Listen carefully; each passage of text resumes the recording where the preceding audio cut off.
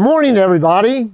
I'm Satoli, and welcome back to another edition of History in Your Own Backyard. Today, we're in north central Pennsylvania, and I'm with Gary Buxton, and we're at a place called the Ice Mine. I've never heard about this till about a week ago, so I had to come up and check this out. How you doing, Gary? Very well. So glad you guys could make it to Potter County. Absolutely. So tell me about the Ice Mine. Where did it all get started? Yeah, this is a pretty historic property. It was founded in 1894. Billy O'Neill, we'll get back to Billy in just a second, but has been a tourist attraction for well over a century, and a property that my mom and dad bought 13 years ago. They took a year renovating it and opening up, and this is the 12th year that it's been open. But Billy O'Neill was a Civil War veteran, a prospector, and legend has it that he was prospecting in this area for the Dodd family. The Dodd family owned a farm in Sweden Valley, and he was a farmhand, and they were looking for silver on the hillside. He and some fellow prospectors dug a hole right here in the spring. They saw some ice, or found some ice in it. Didn't think a whole lot of it. Came back later that summer, and there was more ice in the hole than what there was when they started. And ever since then, as word got out, people would come to visit this spot. It's really been a tourist attraction, and was for several decades. It was closed for a period of time until my mom and dad bought it. Again, like I said, they renovated the property, and in the last 12 years we've been open to visitors to look at ice that grows in the spring and the summer and melts in the fall and the winter. So it all got started looking for silver. Correct. Did they ever find any silver? They didn't, and that's the name. Billy O'Neill didn't find a silver mine; he found an ice mine. Okay. And how long do you have any idea how long he mined here? We really don't. We want to look more into the history of that, but we know originally the prospecting was in 1894, and in a very short period of time thereafter, the Dodd family was actually allowing guests to visit, and I believe they were charging, I think it was 5 cents a ticket to come look at this geologic anomaly. So tell us about this ice mine. I never heard about it until, like I said, a week ago, and you just showed it to me a few minutes ago. It's amazing. Tell me about it. Yeah, I laugh. I'm a retired school superintendent, did 32 years in public education, and I am the substitute tour guide. We have some young folks that do a great job, but whenever they're not available, they provide the tours. But the days that I'm called to sub, I always tell our guests, I said, if you think you're jumping in a train car, we're going to go zooming through the mountain to see it on, and also like at Disney World, you're going to be very disappointed. It's not that. What this is a 30-foot hole that is about 12 to 15 feet wide, drops down into the mountain. There's a viewing platform about halfway up, so there's 15 feet of exposed rock up top, about 15 feet of exposed rock in the bottom.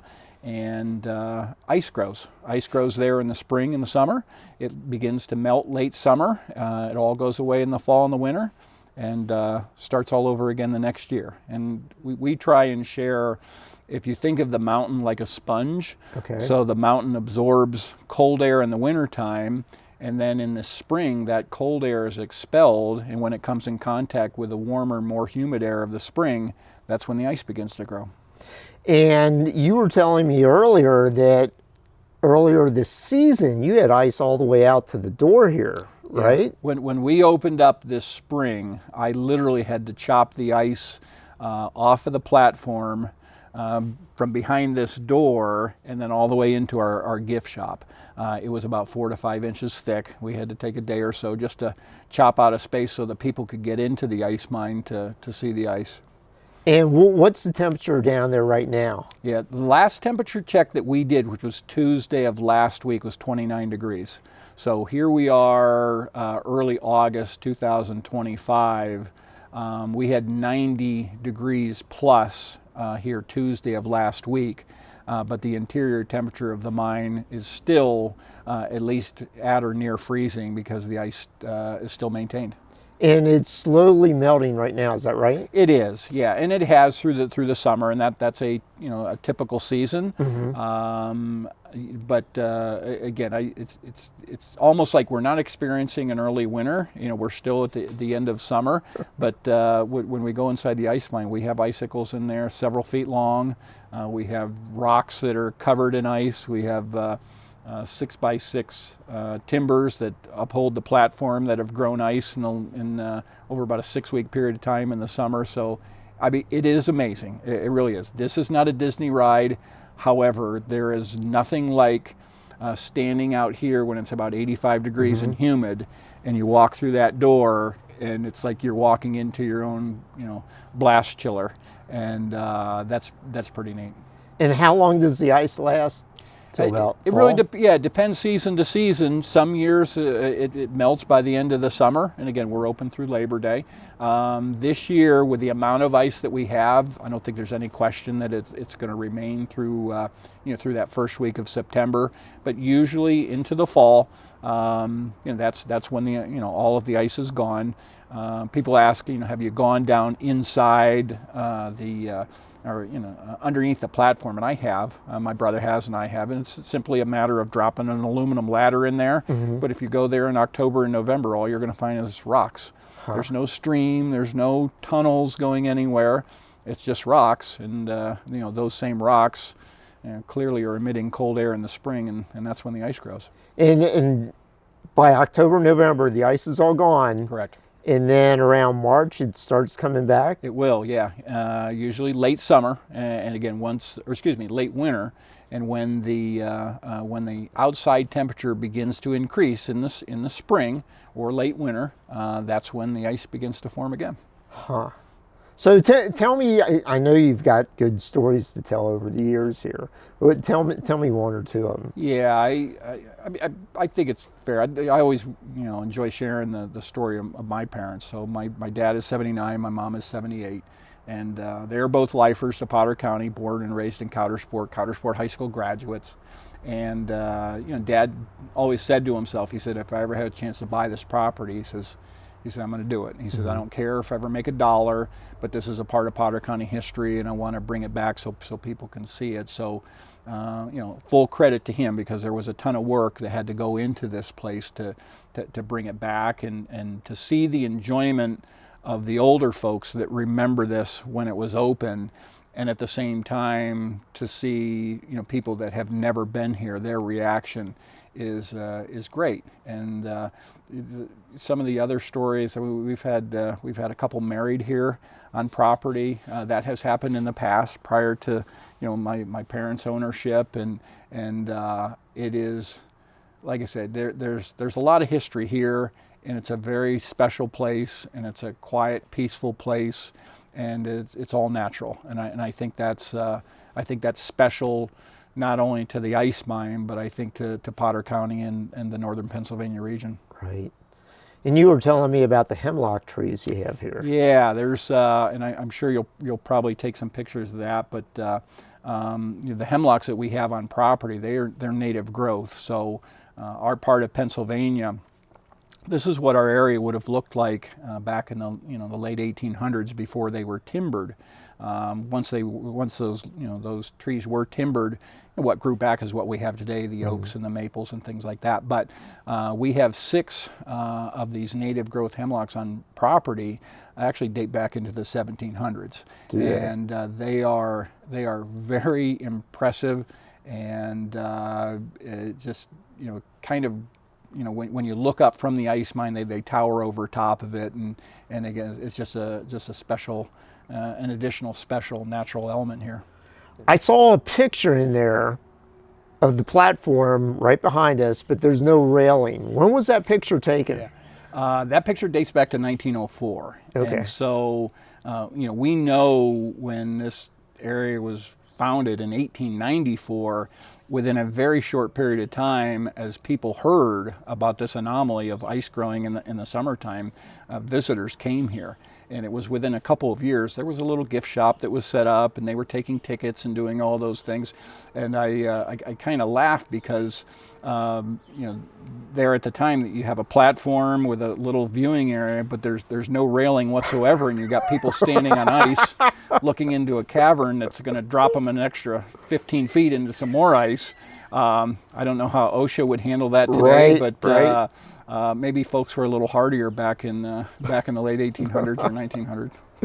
And you said right behind us this little window here, that's where they took tickets originally? At one time, a lot of the history you can see are through postcards. Prior to the days of text messaging and emails and things like that, there were a lot of Coudersport Ice Mine postcards, and so they would take tickets at different places.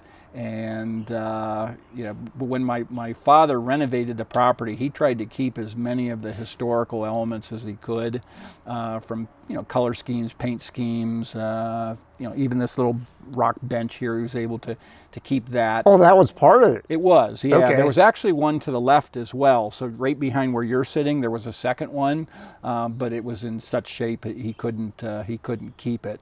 And but he tried to keep as many of those elements as he could, just historically, and people will reflect upon that if they had visited here 40 years ago, 50 years ago. They can remember some of those things, and it's a neat property.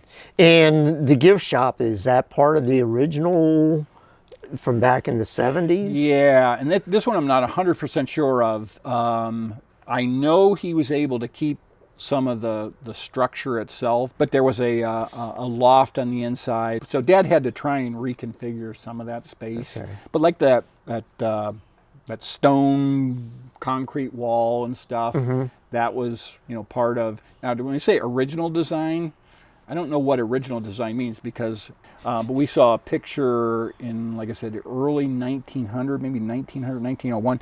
There was a structure built here where they would take the tickets and stuff, and then you would go through. So I'm sure they probably had a couple different gift shops. At one time, there was a structure that had looked like the Green Monster in Boston, for the Red Sox, that went up probably a good 30 feet or so. But like I said, so they probably went through a few different iterations. I think this, though, when the Shears owned this property, if I were to guess, I'll bet this building probably goes back into the 50s, 40s, maybe even the 30s. Even like the stone wall there. That stone wall runs, 50 yards, behind you there. Right. That's probably, one of the earlier, elements of when this was, when this property was kind of built up. Okay. So let's get back to the gift shop. There's a lot in there. Tell me a little bit about it. Yeah. The property's been reopened for the last 12 years, and to say that Mom and Dad try and sell a little bit of everything out of there, it would be pretty accurate. So we've got everything from hooded sweatshirts to crew neck sweatshirts, Ice Mine sweatshirts, Potter County sweatshirts, T-shirts, mugs, geodes, sliced stones, Joe tea, Farmer tea, Stewart's soda, simple books of the ice mine. So there's a lot of different things going on, and it changes season to season. But if that allows our guests to maybe take a piece of the ice mine with them, then so be it. And do you have any postcards? We don't have any postcards. We do have little flyers, and we have a book that was written years ago about the ice mine, and it's more of a pamphlet. Probably shouldn't call it a book, but yeah, they're also available. Cool. Thanks for watching another edition of History in Your Own Backyard. Today we were in Potter County, Pennsylvania. Gary, I appreciate the help. Appreciate it, Satoli. Thank you so much on behalf of my family, the Buxton family. Really appreciate you guys coming to northern Pennsylvania and checking out the Coudersport Ice Mine. This is so cool. I mean, how many people from Indiana know about this? 5? Yeah, hopefully more after this presentation. But we have a lot of visitors, and it's a great piece of natural history that we'd really encourage people to come see. Absolutely. Okay. Thanks, everybody. Thank you.